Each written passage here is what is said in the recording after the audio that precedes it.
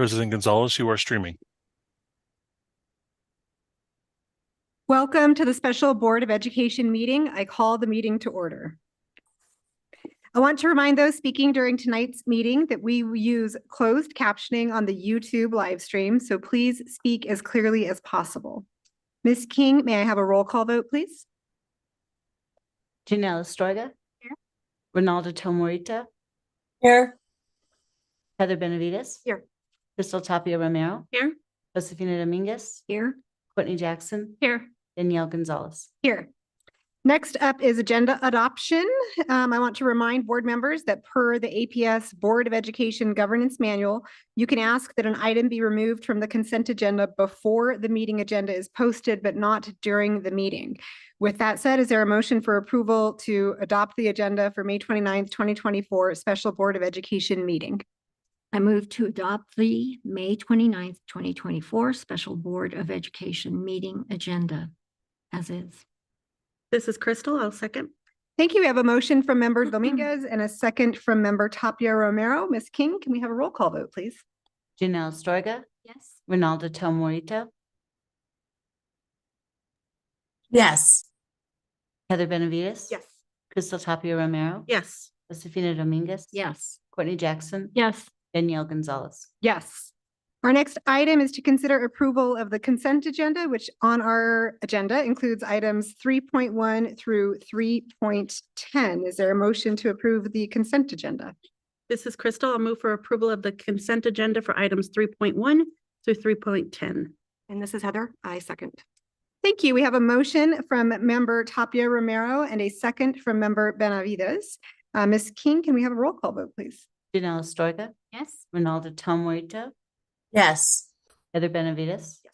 Crystal Tapia Romero. Yes. Josefina Dominguez. Yes. Courtney Jackson. Yes. Danielle Gonzalez. Yes.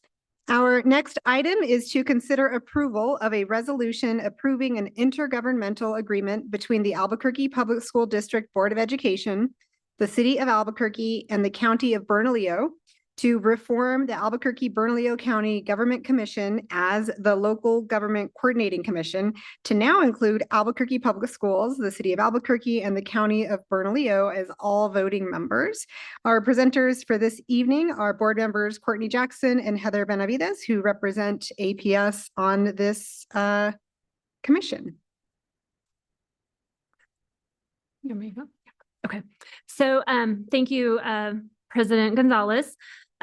Just as some background, which you have seen in the action report, since 2019, when this was first formed, APS has only had an advisory role and has not actually had voting privileges.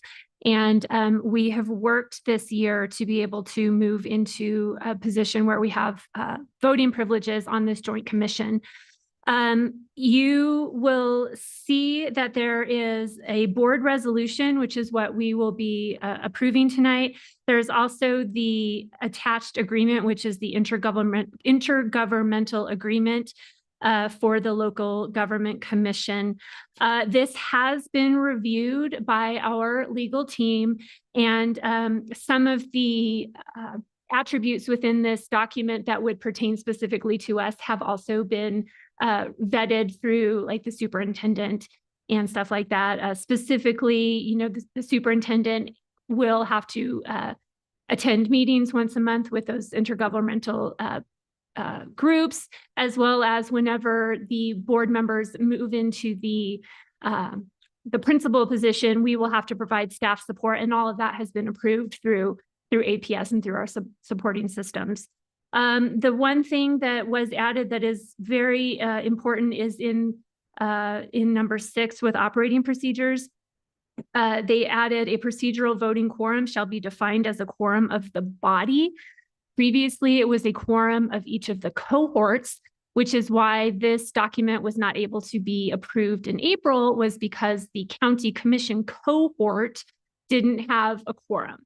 So they added this addition so that if the entire body is there and has a quorum, then we can move forward with business. So Member Benavides, am I missing anything? No, but if I might just chime in and say that I think that this is a wonderful opportunity and I'm really excited to be a part of it. But I think that we just need to remain mindful of the resources in APS and make sure that we are not overloading our superintendent and her obligation in this. So Thank you, members Benavides and Jackson. And so with that, and given that we had the opportunity to review the resolution, I would like to ask for a motion to approve it. I move to approve the resolution approving an intergovernmental agreement between the Albuquerque Public School District Board of Education, the City of Albuquerque, and the County of Bernalillo to reform the Albuquerque-Bernalillo County Government Commission as the local government coordinating commission to include Albuquerque Public Schools, the City of Albuquerque, and the County of Bernalillo as voting members. Good I'll job. second. This is Jeanette. Thank you. We have a motion from member Jackson and a second from member Astorga. Is there any additional discussion or questions? I think just seconding what Board Member Benavides said and being mindful of also our time use when it comes to staff time, because that's something that we have to make sure that we're calculating. And there's a lot of head nodding to that. So we will be mindful of that and make adjustments as we go. So with that, Ms. King, can we have a roll call vote, please? Janelle Astorga, Yes. Ronaldo Tom Morito, Yes. Heather Benavides, Crystal Tapia Romero, Yes.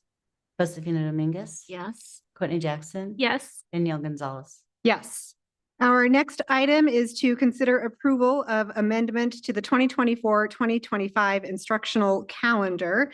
We do have Dr. Chanel Segura, Chief of Schools, and Patricia Salas, Director of the School Schedule Design and System Support, available for questions. However, I just wanted to turn to Dr. Blakey just to give a brief overview of why the calendar is in front of us again, given that we've approved it already. And then if there's any questions, we can get into that. But if not, we can just go straight to a vote.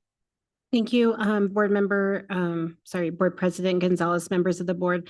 What we have is an amendment to the calendar. So this year we've had a lot of feedback about the last day of school, being that it's the last week of school. It's a topic. And currently, because of the K-12 plus funding, the last day of school is a full day. So we're looking at adjusting our calendar for the next school year to swap January 7th, which is a professional development day, with May 30th to give teachers a full day of end of year items in lieu of January 7th, which will be an instructional day for students. And that is the only difference to this calendar. Great, thank you. And is there a motion to approve the new calendar? I move to approve the amendment to the 2024-2025 instructional calendar. This is Josefina Dominguez. no second, this is Heather. Here we have a motion from member Dominguez and a second from member Benavides. Is there any additional questions or discussion? It makes a lot of sense. Makes a lot of sense to switch that out. So thank you for being responsive to the community. Yes, thank you for that. Ms. King, can we have a roll call vote, please? Janelle Astorga, Ronaldo Tom Morito, Yes. Heather Benavides. Yes. Crystal Tapia Romero, Yes. Josefina Dominguez. Yes. Courtney Jackson. Yes. Danielle Gonzalez. Yes. Our next item is to consider approval of the proposed Albuquerque Public Schools budget for fiscal year 2025, including charter school budgets. Our presenter tonight is Rosalinda Montoya, Executive Director of Budget and Strategic Planning. And we also have Renette Apodaca, Chief Financial Officer, available as well. Before we begin, I wanted to start by just reviewing and restating part of the guidance on effective budget alignment.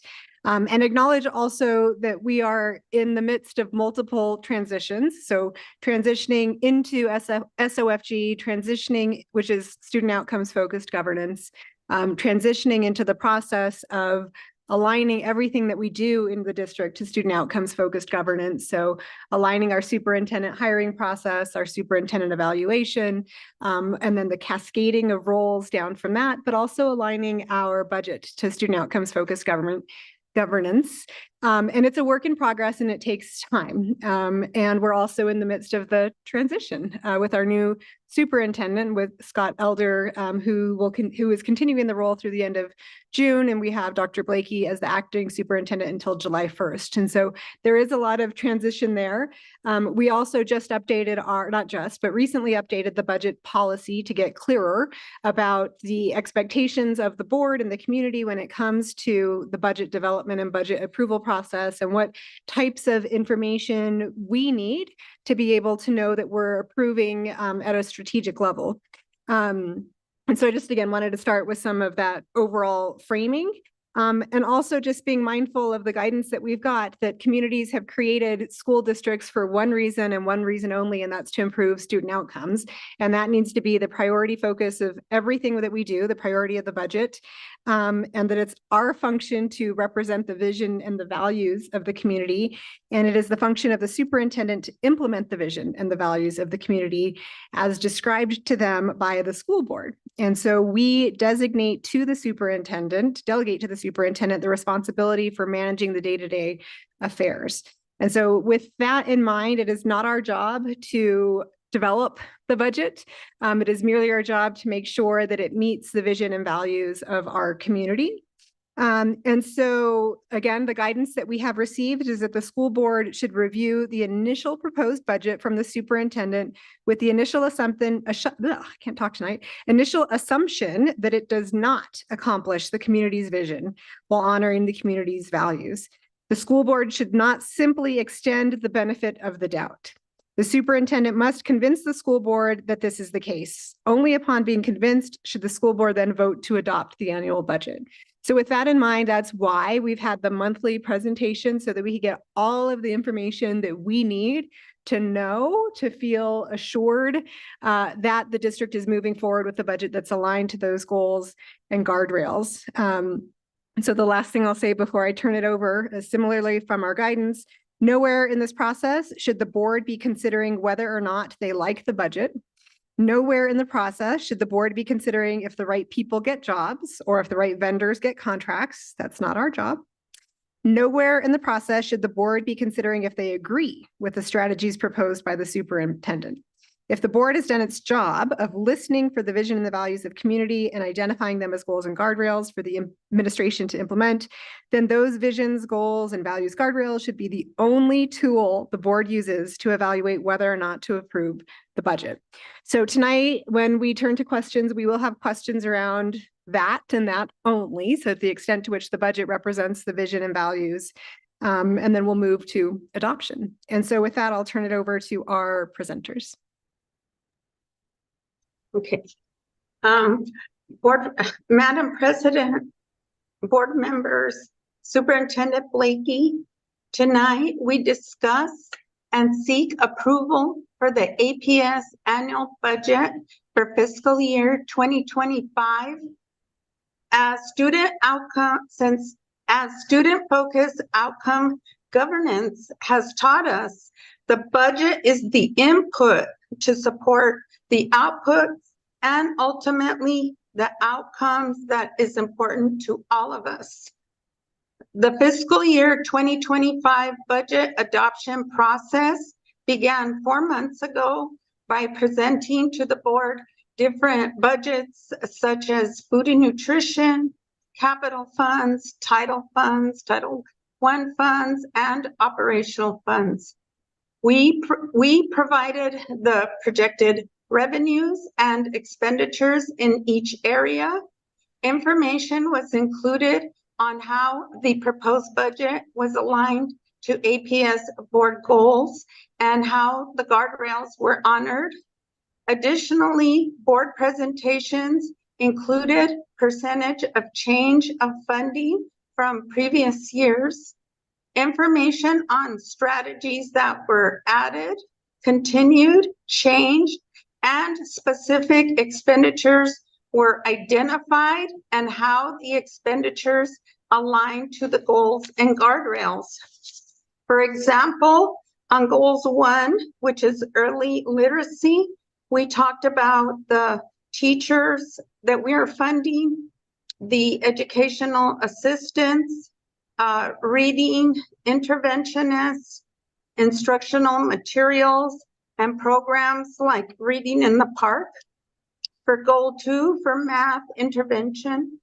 Also, we talked about the math interventionists, the teachers, the EAs, the instructional materials, and programs like the online tutoring, which is part of the approval process in the meeting today.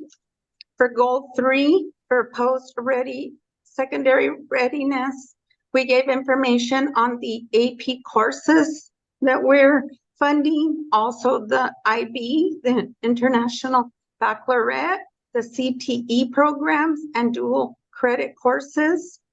And then for goal 4, we today also in this meeting, we talk about Panorama, the software that we use for goal 4. And additionally, we showed that we were honoring the guardrails by providing wraparound services such as counseling, transportation, nurses, ancillary services, interventionists, community coaches, and then also equitable allocation. We talked to you about how we allocate Title I funds and some of the other title funds. Also special education, how they fund IEPs to make sure that the student gets the proper programming it needs. Also translators, family engagement. We did surveys, and I'll talk about it in a minute, but we had our budget community meeting, and then support services for staff. Our instructional councils are very important to the school budgets. Board members, the budget office, and I hosted community meetings to discuss the fiscal year 25 budget.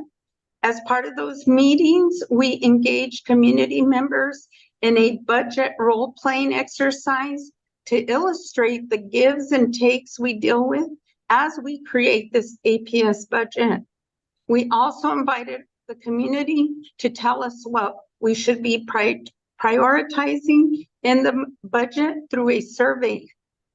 In January 2024, during budget call, schools were provided training and templates to build their school budgets. That included the requirement to align their expenditures to board goals and honor guardrails. The May 1st board presentation went over the operational budget distribution and the budget by goals and guardrails. Our fiscal year 2025 budget prioritizes the board goals while honoring the guardrails.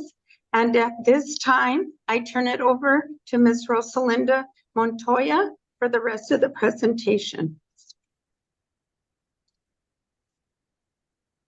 Madam President, members of the board, Superintendent Dr. Blakey, I am here to present the Albuquerque Public Schools district budget, including charter schools, for fiscal year 2025 for your approval. As shown in the 2024 to 2025 budget resolution, the budget is for all funds in the amount of $2,150,510,312, of which the operational fund, including the reserve, is $1.03 billion. With that, I respectfully request your approval. Thank you. And then Dr. Blakey, was there anything you wanted to add? Board President and members of the board, I think that this budget that has been created, as Ms. Montoya, or as Ms. Apodaca was saying, has throughout the past few months gone through how it is connected to the goals and guardrails. I anticipate, as I start as superintendent in July, that we'll see how the expenditures are connected to the goals and guardrails. So throughout next year, you'll see how the money is being spent once it's allocated. And I expect that will be really clear in the expenditures, that you see the money start to be allocated to goals and guardrails. And that next year, we start the budget process just a little bit sooner to really get schools connected to how their budgets are connected to the goals and guardrails as well. So as you said, it's kind of a cascading effect. And so the more we're able to continue showing that this is real and this is how we're allocating our resources and prioritizing, I think through the course of next year, you'll see the allocation of how the money is spent connected to the goals and guardrails. Great, thank you for that. And so I'll go ahead and open up the floor to questions from the board. And we'll just go one by one. So I'll start from the right with Member Jackson. Thank you. So I think I have 3, possibly 4 questions. If that's okay. We'll Or do you go want me one to- by one. So one question. So my best question first. Okay. Give us your best. Okay. There's a lot of pressure now. Let me just start by saying that I really appreciate what you just said, Dr. Blakey, about the fact that expenditures moving forward will be better, we'll have a better understanding, because as I look through this budget, I see a lot of the revenue, but I don't see a lot of the coordination between the revenue and the expenditures. And I think what I'm looking for is the expenditures, right? I'm looking for how is this money being used and how is it being used efficiently and effectively. So I also want to respond to what board member President Gonzalez said, is that I hope you guys understand that our responsibility is to be skeptical of this budget, and that's our job. And so my hardest question leading up to that then is, one of the questions that was sent in, and it was mine, it was in regards to where has there been a tightening of the belt? And I appreciate the honesty in the response that it said there was no tightening of the belt. But when we look at our requirements as we're reviewing the budget, we are supposed to look at which strategies are being abandoned, right? What is the strategic abandonment? Because again, we need to be efficient. So I guess my first question is, how are you going to address strategic abandonment moving forward based on the fact that nothing has changed so far? Board Member Jackson, I can answer that question. So one of the things that I think is important in looking how we start strategic abandonment is looking at the first things in rather than the last things in. So in a traditional budget, when you face budget cuts, the first reaction is whatever was the last thing we were funding, we'll cut that. But strategically, we actually need to look at what have we been funding for a long time that we're not getting a return on investment for. So one example, 2 examples could be the expansion of the TOPS model and the fine arts expansion. So those are newer items that we see that are connected to student outcomes that would be things we would keep in place. And then we would strategize what are things that we do not need to be doing anymore based on the new things we're doing that are connected to the goals. So it's really looking at kind of the last thing in is the first to keep. And that's a little bit different of a strategy that has been used in the past.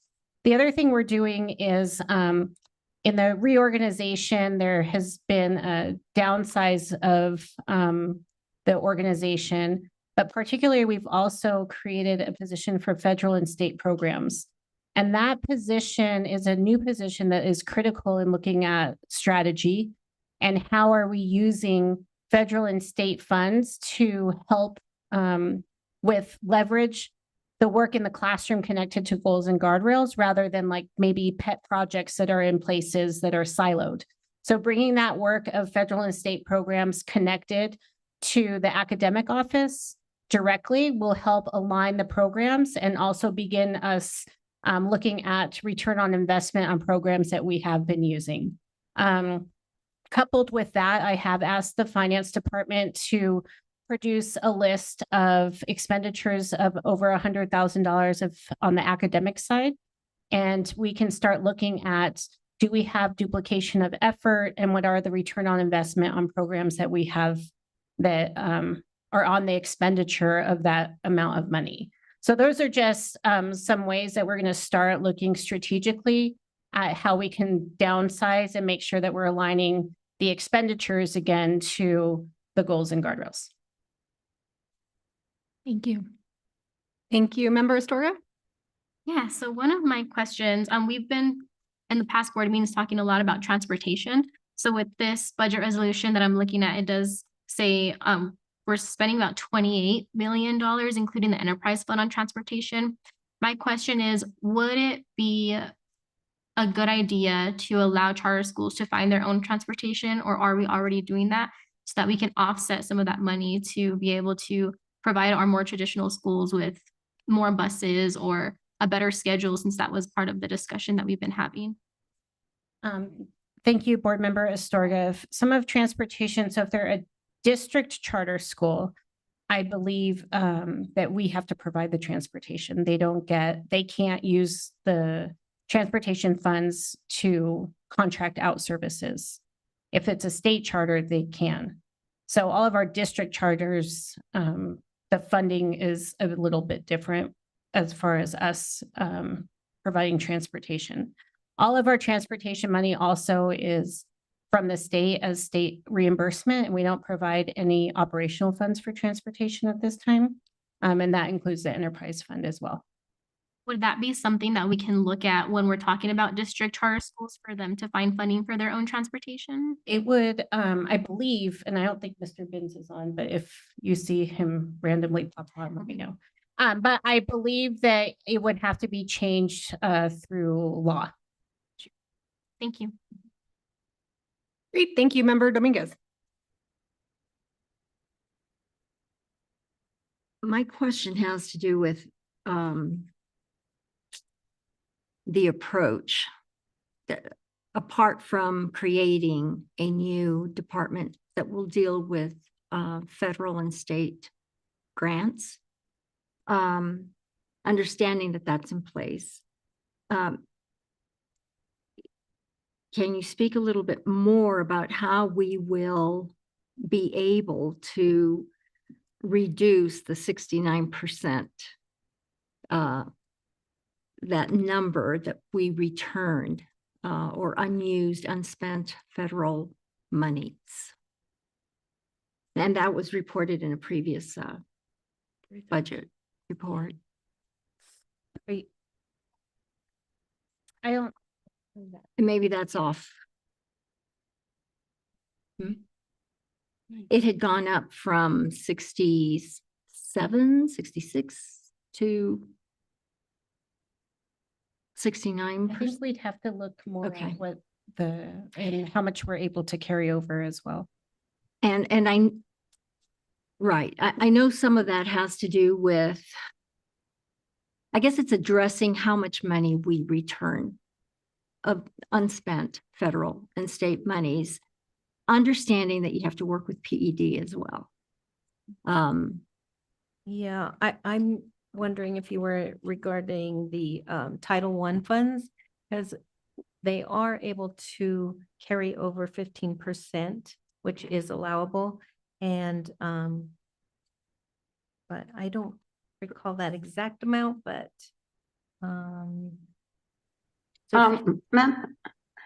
Board Member, this is Board Member, Madam President, Board Member Superintendent Blakey. I believe you are speaking to the interim guardrails. And one thing that we are implementing that could go to this new position is monitoring the spending and putting specific goals through the year. So that way we can minimize the unspent amount by implementing these goals to spend a certain percentage in the first semester, by mid-year, and then toward where you're more heavy at the beginning, and that way you won't have so much left at the end. That could be a strategy we could utilize. Okay, thank you. Great. Member Benavides. Thank you, Madam President. And so I think that this has already been answered. And so I just want to ask it anyway and see if you guys have given the answer. So does a strategy that can quickly be summarized exist to ensure sustainability of programs that have demonstrated positive impacts on student outcomes? And are there contingency plans for maintaining critical student support services in times of budget cuts? And so when you mentioned or answered Board Member Jackson's strategic abandonment question and said last in, first to keep, I think that that probably is the answer, but is there anything else you might want to elaborate on? And if not, then I can go on to another question. I would say that that is the strategy to answer that question. Okay. Do you mind if I? Yeah, go ahead. Okay. So this question is in response to the question or the answers you provided us. And so it's regarding the federal Indian education money. And the question was, how much money was unspent for the last 5 years? And for FY20, it was about 226,000, FY21, 326,000, FY22, 296,000, FY23, we increased to 304,000, and FY24, 570,000. And so the question is there a plan in place to reduce those unspent funds in the future? And if so, can you summarize it? So Board Member Benavides, I would say that it's similar to what Ms. Apodaca is saying, is that we need to have a better handle on monitoring it throughout the year. So I think that combining it all in this federal and state programs, that person then will have a responsibility to make sure that the spend down is happening throughout the year and that there's a plan in place at the beginning of the year. So my expectation is that at the beginning of the year, everybody would have a plan on how they're going to budget within that budget that they have for their departments. And I don't think that we've had a real tightening of that approach as far as the beginning of the year, making a budget for the whole year. Knowing that things might change along the way, but what are the department directors' vision for expending that money throughout the year so that when they turn it in for at the beginning of the year, it will say at the end of the year, I expect 15% carryover because this is what I'm spending along the way. And I think we need to do a better job in monitoring that and having a lot of foresight with our department directors at the beginning for how they're budgeting that budget. Great, thank you. Great, thank you. Member Tapia Romero. Thank you. So my question's related more to communication. I'm curious, in regards to last year, I know we had some disconnects regarding how we were explaining to principals and schools the new process for developing our budget based on the goals and guardrails. Can you explain what we're doing different for this year too? And because for us, it's second nature. We've talked about this forever, but everyone else isn't privy to the same conversation every week that we are. So what are we doing differently to ensure that all the principals and particular department heads are on pace to make sure that they're aligned with their budgets according to the goals and guardrails? So, Board Member Tapia Romero, the Budget Office and along with the Grant Management Office, we are continually in communication with the principals throughout the year. And that is part of what the budget analysts do, is they kind of like see how the spending is going. And upfront, they see how they can best help them to meet their goals that they want for their specific school. And throughout the year, we are giving them guidance and as much as we can, upfront, the instructional councils, the associate superintendents and the principals are the ones that kind of decide how to use their at-risk funds mainly to fulfill the programs that they want to continue with, because they know what the priority is for their particular school. And so that's the start of it. And it happens, in February is when we have we sent out the budget call templates in February 15th, I believe. And then we did the budget workshops with we have some for the new principals. We have different workshops and office hours. And we had them February 20th through the 23rd, I believe. And so that's like where we do the initial start, and then we just work through with them throughout the years. And I mean, throughout the year, they're in constant contact with them. And if, one big thing that happens is a lot of times they want to hire somebody and there's a vacancy that they can't fill. So at a certain point, you know, that we start telling them, do you think you're going to fill it? Do you want to use the funds in a different way? And so we start, that process is ongoing throughout the year. I hope that answered your question somewhat. Kinda. I guess it's more related just to ensure that we're using new strategies and techniques to ensure proper communication, that we're not repeating the same behavior, because we've had this system in place years past and we saw that there was a disconnect there with the information being received. Just ensuring that we are evolving and we're trying new techniques and communicating in multiple different ways to make sure we don't have disconnects from what we discuss here in the boardroom to the schools. One big thing that we did do that we implemented, or we're going to implement, I should say, in the future, is when we were working with ERS, they helped us to put a booklet together of all the funding, you know, how it's funded. So there's no surprises as like to, you know, if your enrollment is going down in this area, if this is enrollment based in the formula, that you know that you're probably going to have some decreases in there. And it's kind of like a one book that has all the different types of fundings and how they're going to be allocated out. And I think that's one new thing that is happening that ERS really helped us with. And Thank you. Board Member Tapia Romero, for next year, what I'd like to see as I begin my tenure is having the schools all have a budget defense with the assistant superintendent and the chief of schools, where they and their instructional council chair would present the budget at that time, almost like what we're doing a bit, how their school budget was prepared to match the goals of the school. And so I'd really like to implement that next year. And so it can cascade kind of from the work we're doing to build the budget as a whole to how the school is building their individual budgets aligned to the goals and guardrails for their school. Bingo. Thank you. Great. Thank you. So I had a question around quality of instruction. So essentially strategic priority 1 and 2. And the question is, where and how does the budget prioritize improving the quality of instruction in the areas of our goals?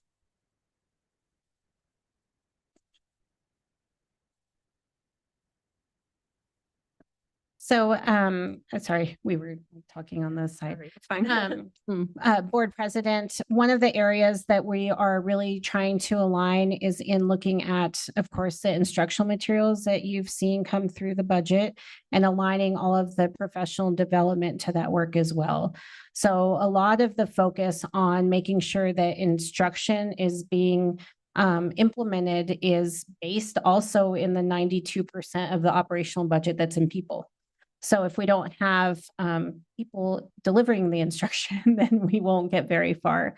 And so how we're able to really strategize around the professional development that's embedded for teachers, as well as making sure that we were lucky enough to catch up on a lot of instructional materials that have been neglected for a long time. And that's a huge step and something that we're not used to, being able to actually be caught up on instructional materials being used in classrooms. Thank you for that. Member Jackson. Oh, I'm so sorry. Member Tomorito. Thank you. My question falls in the line of the federal grants, state and local grants. I know that many departments have issue with getting payouts done immediately. Can you at least explain to me what some of those obstacles could be, and can we improve that for some of our departments?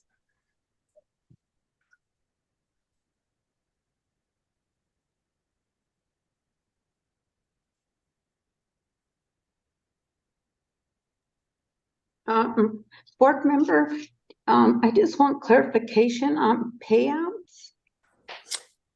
Oh, I'm sorry. I just mean whatever the grants were stipulated for, if a department applies for those grants. And for example, Indian Education they apply for that, and then the money is then one, they initiate it through their application, and then one, is it determined by the state, and how long do they wait for their payout from that particular grant from when they start the school year? Madam President, members of the board, Superintendent Blakey, the timeline to access grant budget is at this point in time averaging around 45 to 60 days, depending on the time we receive notification of the grant award. This is due to the fact of the mandatory timeline and requirement that both board and PD approval is obtained prior to any fund being allowed to be encumbered or spent. We have a strategy in mind to address it and shorten the timeline into the next fiscal year. I have successfully opened the discussion with our board office, and we would like to consider bringing budget adjustments. So the action memo that leads to access to budget authority in front of you on a twice a month basis. This way, speeding the average time of accessing that budget.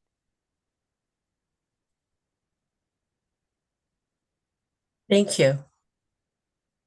Thank you, Member Jackson, and thank you for the reminder about the Zoom as well. But go ahead with your next question. Because I'm closest to her.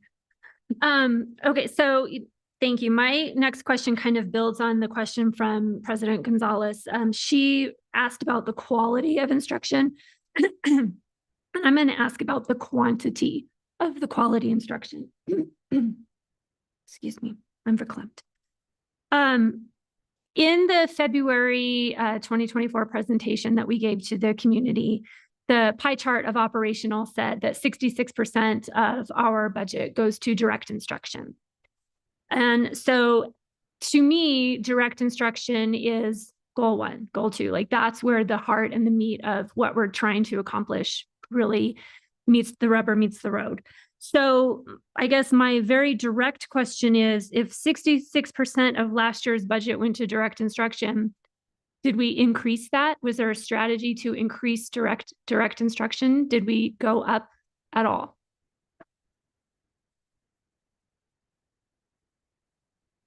I can answer. Board Member Jackson, the amount of direct instruction is usually any school-based staff. So it's a mixed question because that question's harder than your first question. Because if we go down in enrollment, then we need less staff. So if it's even at the same or below the 66%, it's based on the number of students that we have in the upcoming school year than it is based on the percent of like a budget allocation to that particular area. Because it's all in personnel, which is all in direct instruction. But if we have a loss of students, then we need less personnel in that area. Whereas the departments and all the other costs have remained the same. The first place that is hit by loss of enrollment is in that percent of direct instruction.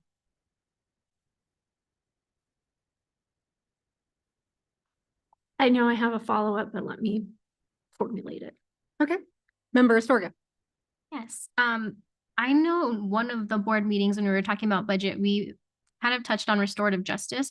And I was wondering if you can point me in the direction of where restorative justice is in the budget, how much is allocated, and what that strategy is to implement it within schools. And I know we had mentioned that we're hiring a restorative justice coordinator, so kind of just all of that. You can give me some more information on what that looks like. Most of the money allocated for restorative practices is in the federal dollars for student support service department, as well as operational dollars in the police department. And have we looked to hire a coordinator yet?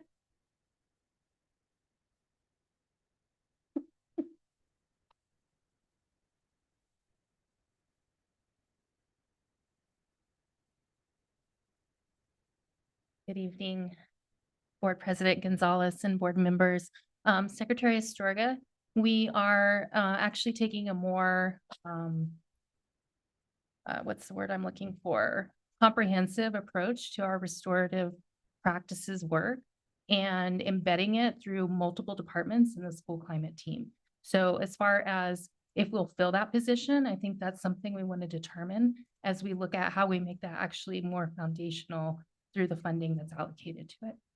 Awesome. And just to go off of that, with the funding that's allocated to restorative justice, is that going towards the departments or to individual schools to continue that work? From my perspective, I think it's going primarily to the departments to support the work in the schools, but that is part of the more comprehensive approach and how we interweave it into the work that directly impacts the classroom. Thank you. Thank you, Member Dominguez. And Board President's Gonzalez's question also, I'm going to piggyback off of that.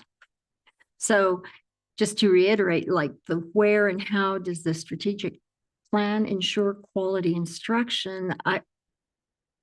How do we ensure, how does the administration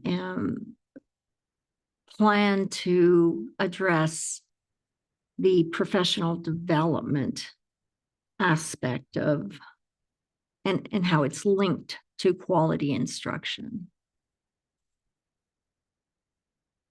I don't know in the budget particularly if there's money allocated towards professional development as a large comprehensive amount. A lot of the professional development money goes into the school budget where they set aside money for professional development. And that would be the expenditure again aligned to the goals and guardrails. So as they look to expend professional development funds within their budget, the expectation is aligning the expenditure to the goals and guardrails. That then would be monitored as far as if we are seeing an increase in student outcomes, those would be monitored as part of our progress monitoring.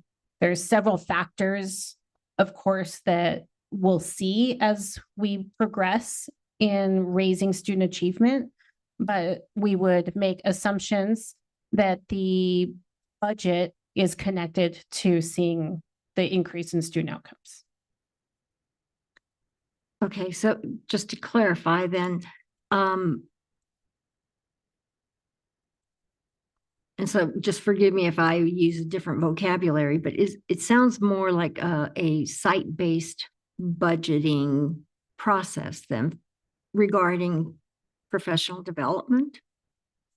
Most professional development is site-based, but professional development as a whole is in various areas of the department. So it's a line item in a multitude of budgets where they have money set aside for professional development connected to the budget. So each department budget could have professional development money attached to it, as does each school has professional development money that they put into that account as a line item in their overall budget.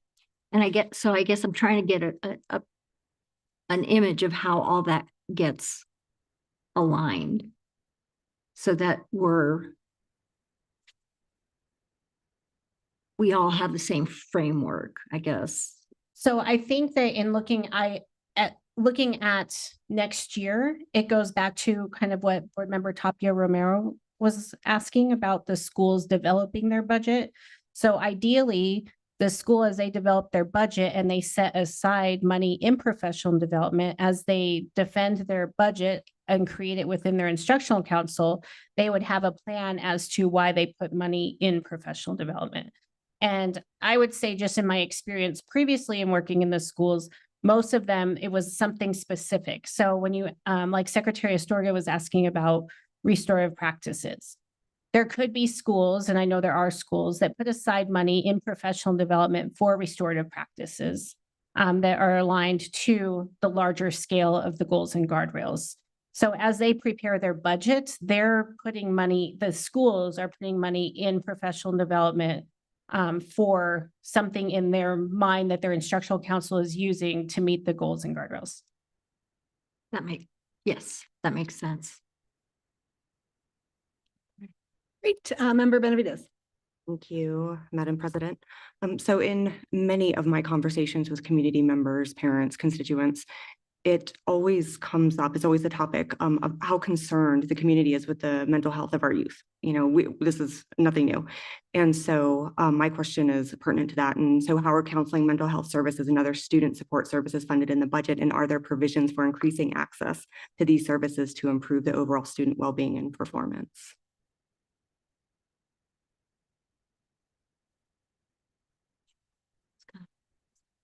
Right, we are looking for Renette. Oh.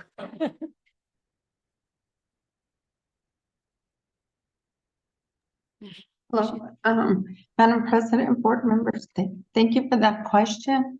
And as far as putting money for counseling and those type of services, those do fall under the student supports department. And they do have some counselors that have been funded, and also they use contract services. We do contract with many outside counselors that do come into the schools to provide services and then are able to work with the families. So that might be a question. I'm not sure if Chris Muir is there or perhaps Vicki Price. I'm here. Oh, there she is. Thank you. So, Madam President, members of the board, besides our counselors that we do fund in schools, and we do have counselors in all of our schools, we do have community mental health providers, and those we have multiple agencies that we utilize in our schools. They're referred through the health and wellness teams. Students are referred to our community mental health providers through the health and wellness teams. We also have school-based health centers on several of our campuses that can provide both physical and mental and behavioral health services to students on those campuses. And we do allow them to have extended hours when needed to serve school students from other schools. And so if it's like an elementary, it would be a school-based health center that serves elementary. So we do have multiple. We're in the same boat though, just so you know, that everyone else is. There aren't still a number of providers out there that are needed. So one of the good things is that Vicki Price, who's the Senior Director of Counseling, is now teaching some classes at the university and recruiting counselors for APS. And we're working on multiple agreements to try to get more internships in the school system so that the people that are going into those fields can see what it's like to actually work in a school system.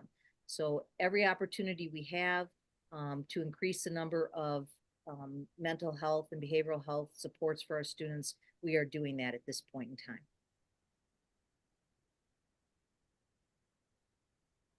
Member Benavides, I would just add to Dr. Muir's comments that we also look at an acuity model for how we place our counselors as well as our nurses in our school. And so that does take into account some of the mental health needs that we're seeing come from the community in the school. And so that helps us to determine, especially when we have limited resources, where to put those resources.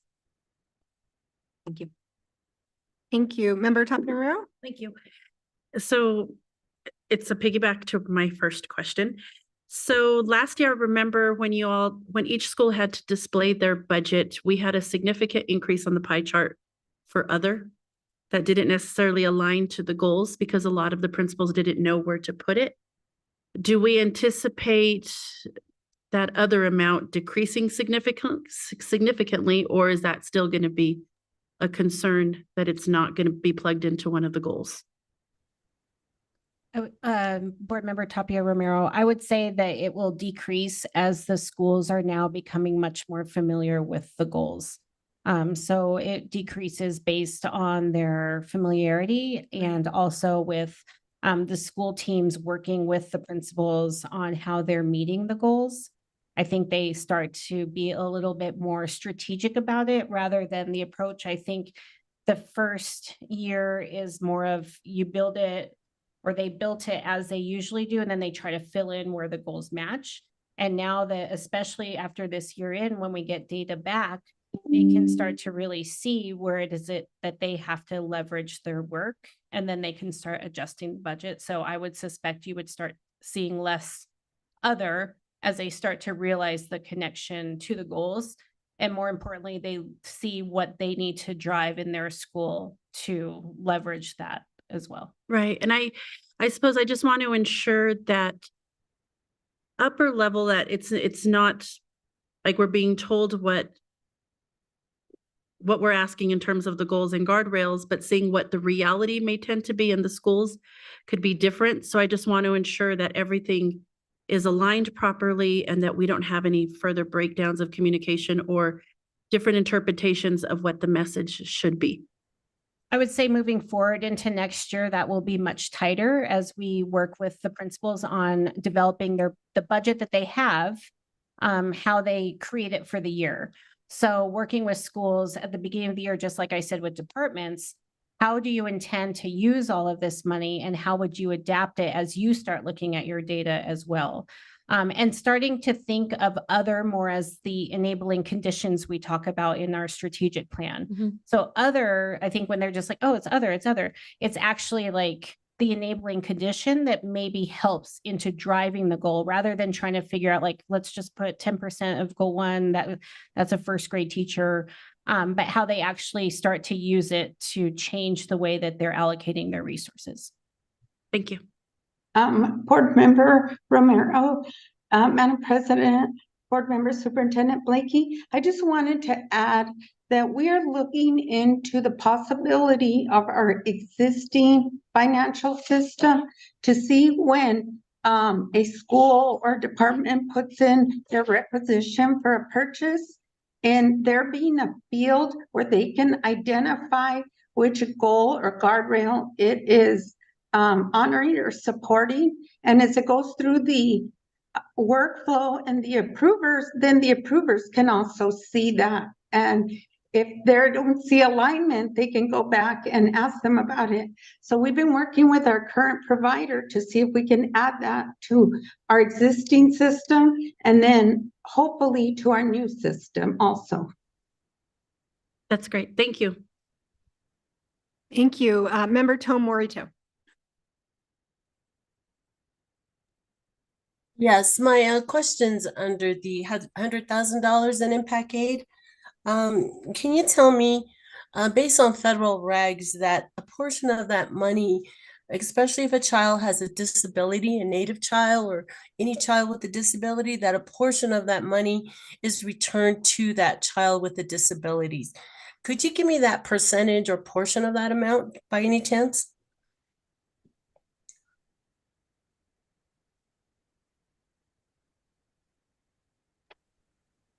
I just want to flag that may be too technical. Is that too specific? Oh, okay. It's a fine question. I think we may not have the data at hand. Okay, that's fine. I'm just throwing it out. I can ask that in a general question then to the staff.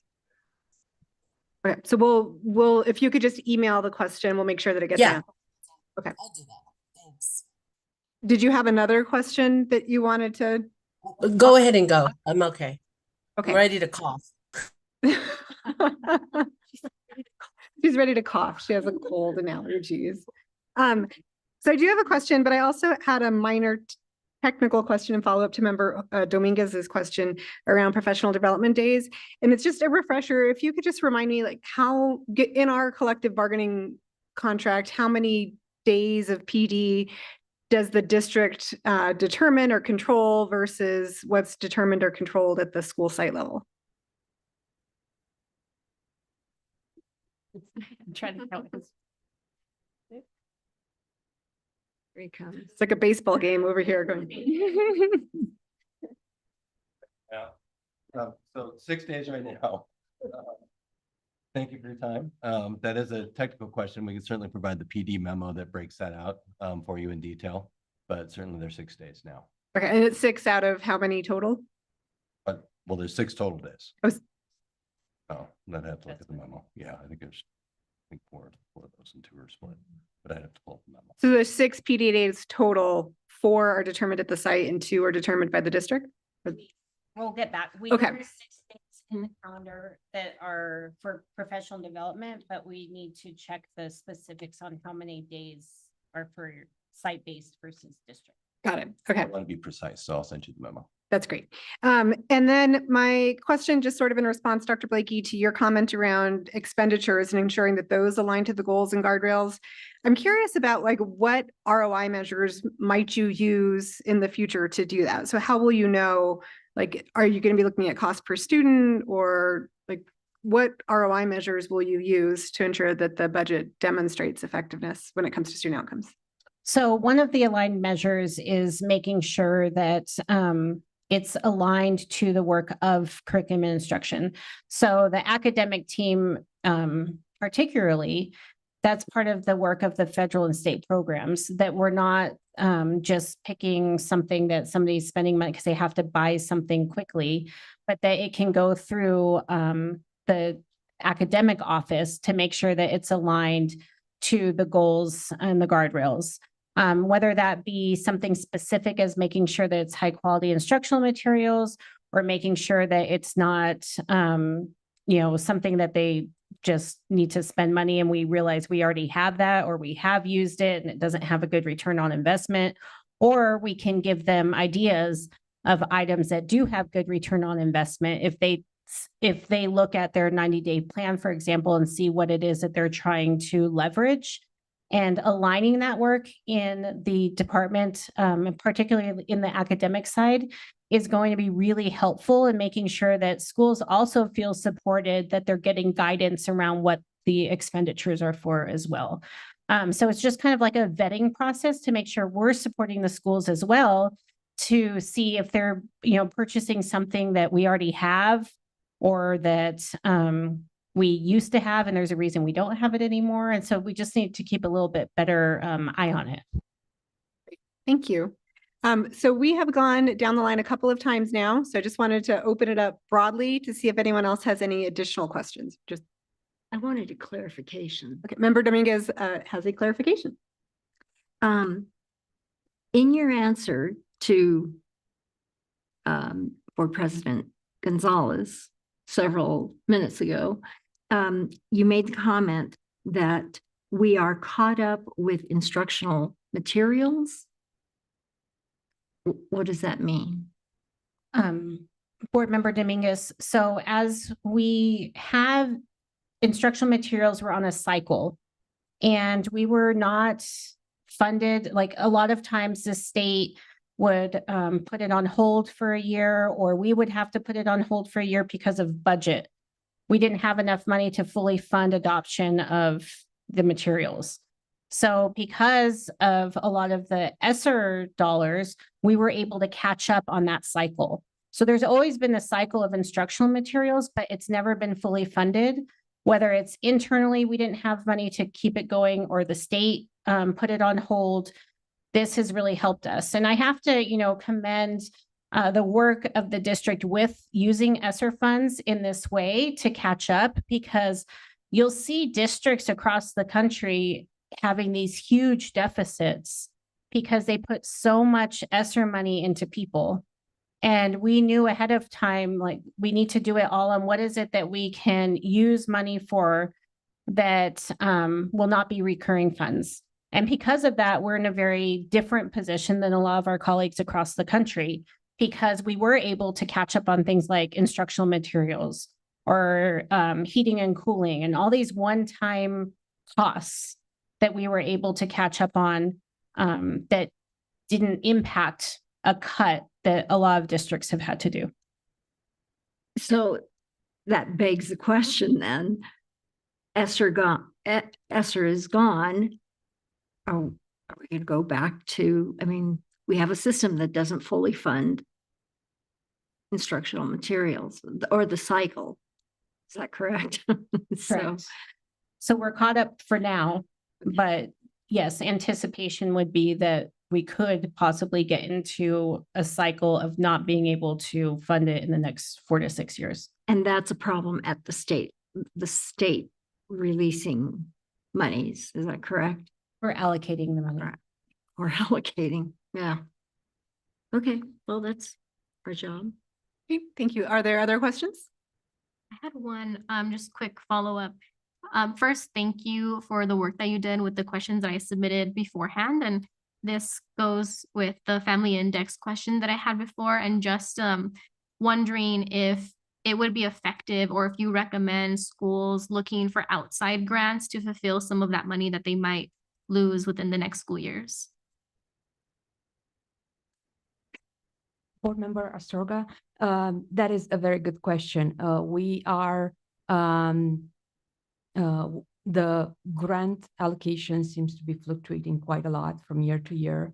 And the formulas are not necessarily consistent. So they tend to tweak, therefore schools fall off the allocation grid from year to year. And we are exploring different approaches. I believe one of the approaches that we're considering is having the schools have almost like an ongoing wish list, because we have grants that sometimes come very late in the fiscal year. So if there is a plan or a consideration of how would we spend if we would have the funding, at that point in time, we can better support the schools to spend their late allocations timely, and address also the grant deficiencies, because grants are called soft money for a reason. And just as a follow-up to that, is there capacity for your office to hold money that, let's say, principal might find somewhere else through local grants that are not like government or PED grants, but like organizational? Board Member Astorga, yes, we have the capacity of being the financial agent for most type of funding, whether through the grants office or activities office, or the budget/accounting office. And if none of those meet the needs of the district, we pull in the Albuquerque Public Schools Foundation, and they can step in for pretty much everything we cannot cover. Thank you so much. Are there any other questions? Yeah, I have one. Sorry, I'm trying to formulate it here. I might be the lone wolf on this, but I get really uncomfortable with discussions of saying, well, we just need to find more funding. Especially when we have a document in front of us that demonstrates the amount of funds that have gone unspent. And so I think my question is in regards to there being evidence that the guardrails are being honored, because I do not feel as though guardrail 2 is being honored right now, especially with the amount of unspent funds. And I don't believe another strategy that was displayed in here was, well, we'll just look for increased public school funding as a strategy to address the budget. But we have enrollment down, our budget didn't change, and we have unspent funds. So how can you assure me that the guardrails are being honored when we haven't honored the budget that we have efficiently? Board Member Courtney, that is a great question. I think some of the issues that we have seen in the last few years for unspent funds, like in the Title I and any other grant funds, was kind of increased by the funding that we received from ESSER, because that gave a huge infusion. Just ESSER 3 on its own is $242 million. And so like everyone put their focus on spending those ESSER funds down when we had ESSER 1, 2, and 3. And so I think it kind of skewed why we have so many unspent funds in other grant funding. I think that you're going to see a shift in that. Starting next year, you're going to see that the spending of all grant funding is fully spent or close to being spent because, you know, when you just are given so much funds in a certain time and you have only certain, you know, each federal fund, grant fund, they have specific things that they can spend it on. So that also narrows your spending, right? And if there's multiple grant funds that are all asking you to spend on the same particular things, you're going to have some unspent funds. So I think you're going to really see a shift in that. I appreciate you saying that, but my question isn't just about grants. I mean, the fiscal year 24 school budget was 675 million. The fiscal year school budget for 25 was 676. So it essentially remained flat. And it said the only difference is because there were salary increases, but we have enrollment going down. So in one sense, you're saying, well, we just need more money from the legislature, but I mean, we're diverging, right? We're diverging, and it seems like all we're doing is playing this shell game where we're just moving funds around so that we attain a balanced budget. And I guess I'm looking for more assurances besides just grant funding. I mean, I appreciate you saying that, but we have 5 guardrails. Are they being honored in this budget? Board Member Jackson, I think that the indication of ESSER was a bit of a constraint. The state funding, what happens a lot with unspent funds is because of the strings, so to say, that are attached to use of funds. So in the state budget, the more we can get of unrestricted funds that would be above the line would help in being able to spend money more efficiently. So overall, like looking at the operational budget, the grants, I think, are very impacted by ESSER because we were so worried about leaving money on the table for ESSER, where carryover we could do up to 15%. But the operational dollars, the more that we're able to get money that's unrestricted above the line, the more you'll see it being spent than the restrictions of money that come in below the line. And if I may say, we do a very good job of spending the unrestricted funds. There's never been an issue with spending those funds. Everybody, you know, there is no strings attached. So those are very easy to go to. And we actually have to remind people of their grant funding because it's the easy route to just spend the unrestricted. So we have $1 billion budget of unrestricted, and I will tell you that we will probably spend all of that. Okay.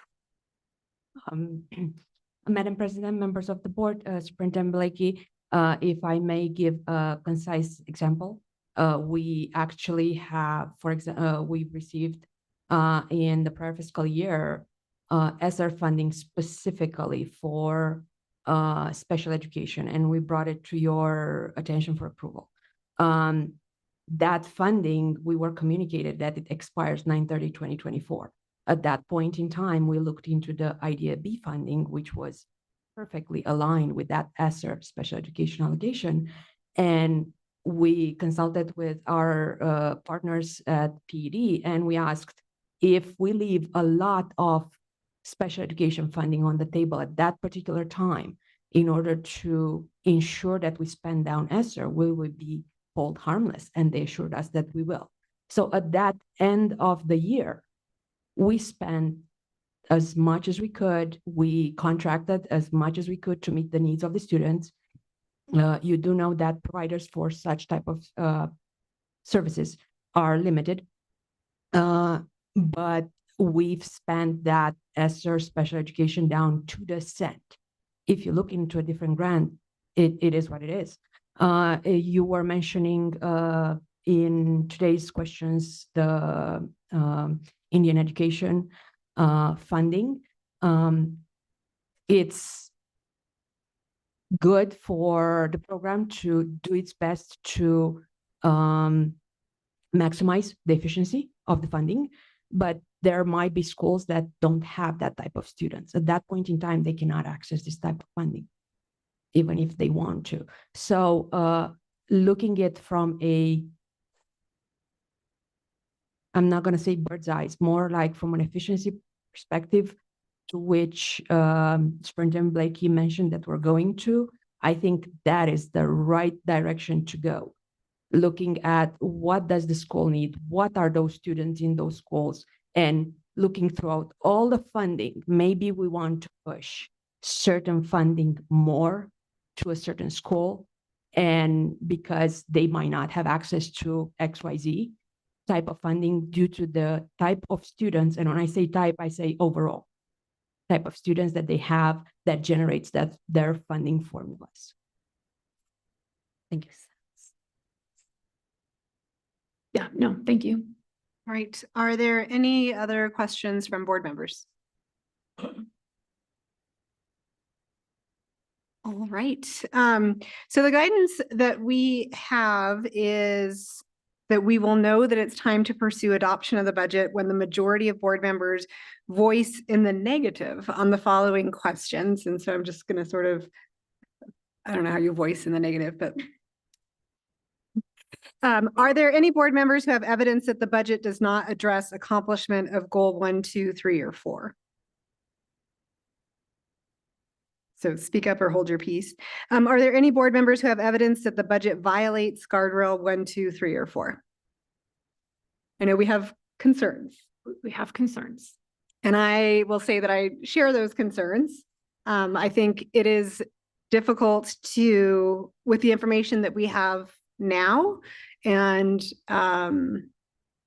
knowing where we're headed and being in this transition point, it's difficult to say and to provide evidence that there is violation of the goals or guardrails. I think we're hearing a lot of the right answers, but there's still questions and concerns. So I think from my perspective, that's addressed by the assurances that you'll be tracking expenditures, that you'll be looking at ROI measures, that you'll be looking at the spend down of funds.